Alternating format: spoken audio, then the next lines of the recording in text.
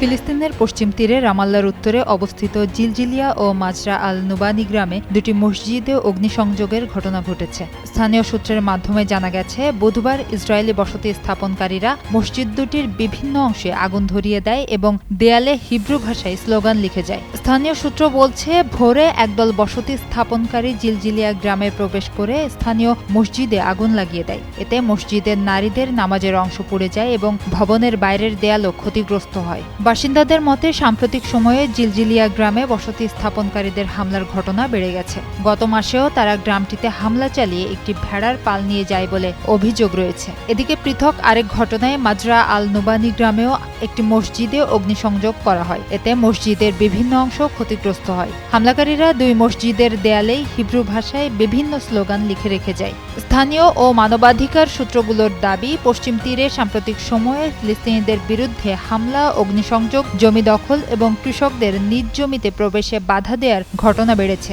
বিশেষ করে ইসরায়েলি বসতিগুলোর আশেপাশের এলাকায় এসব ঘটনা বেশি ঘটছে। ফিলিস্তিনি কর্তৃপক্ষের তথ্য অনুযায়ী ২০২৩ সালের ৮ অক্টোবর থেকে পশ্চিম তীরে সহিংসতা বৃদ্ধির ফলে অন্তত ১,১৬৯ ফিলিস্তিনি নিহত এবং ১২,৬৬৬ জন আহত হয়েছেন। একই সময়ে প্রায় ২৩,০০০ মানুষকে আটক করা হয়েছে এবং প্রায় ৩৩,০০০ ফিলিস্তিনি বাস্তুচ্যুত হয়েছেন বলে দাবি করা হয়েছে।